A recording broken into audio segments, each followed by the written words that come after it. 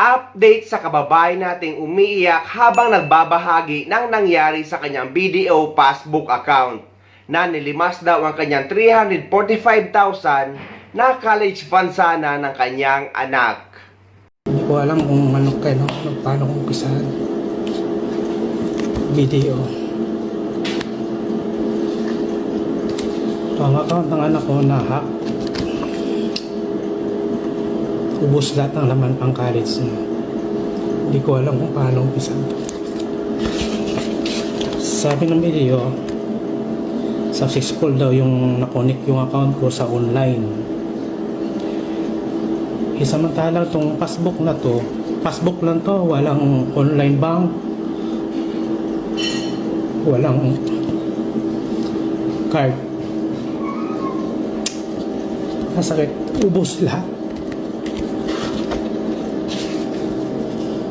345,000 nilimas lahat ng hacker. Pakasakit.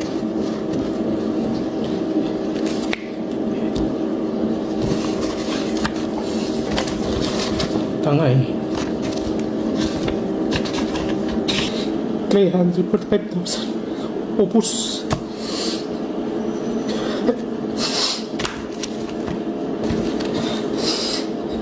Kahimin na ng video sa akin, sabi hindi na raw makuha yung pera.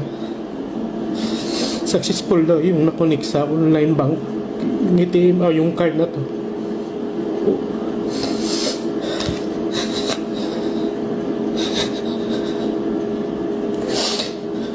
Pagkalis ito ng anak, pero ubos.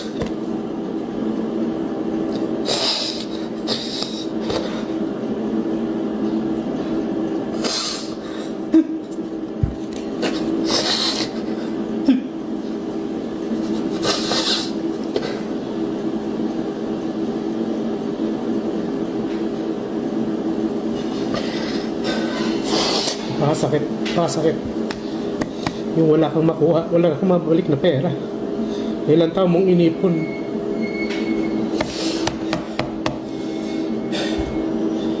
Video, baka naman magawan nyo pa ng paraan. Passbook lang to, walang online bank, walang card. Pero ano nangyari?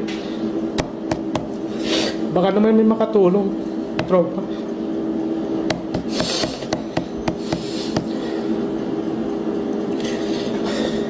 Pagkalit ito ng anak ko, pero ubos. Makasakit. Hindi ko alam anong gagawin ko nito. 0-0. May kilala kayo sa video. Nakakayak.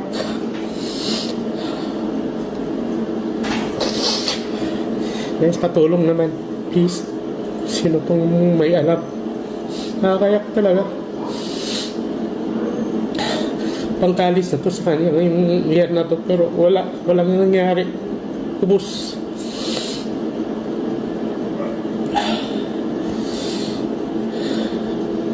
Kaya sa inyo guys, may video kayong account, walang paano nyo na-update yan, pero sa ito kasi talaga pakastep. Yung na-report namin, naghintay kami ng 7 days. Pero ito yung na-receive namin.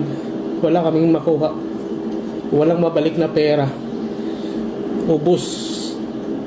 Kasi na-successful daw yung nakunik yung account ko. Yung account ng anak ko sa online bank. Samantala namang ito, naka-passbook lang to.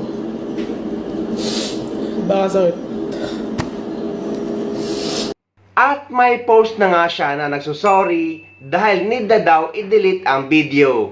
At ang sabi pa niya na nakausap na niya at okay na po ang lahat. Hindi niya nabanggit kung paano naging okay, paano niya nakausap, paano naayos, naibalik ba agad ang pera at paano ito naibalik. At mayroon pa siyang isang post na sa ngayon daw ay hindi siya makakapagbigay ng buong detalye.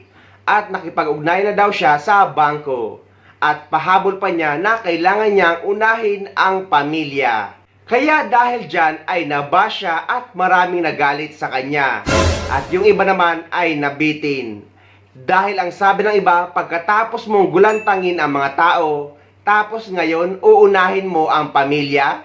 Ang sabi naman ng iba sa comment, wag na wag ka magla-live alamin mo muna ang ugat ng issue bago ka mag-live. Dahil dati akong taga-BDO. Ang sabi pa ng iba sa comment, talaga bang uunahin ang pamilya? Baka may pananakot na nangyari. Baka binanata ng cyber libel.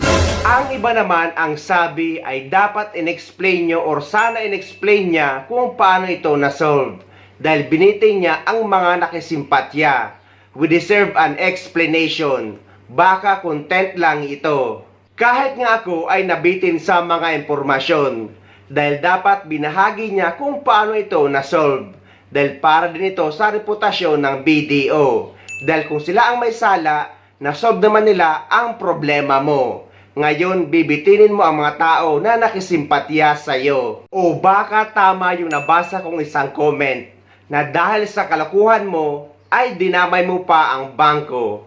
Dahil dapat kapag ganito ang mga impormasyon na mga sensitibo, dahil lalo na sa aming mga OFW na malaking ipon sa bangko na hindi kami basta-basta makakauwi sa Pilipinas, dapat kinukumpleto mo ang impormasyon para sa kalinawan ng lahat.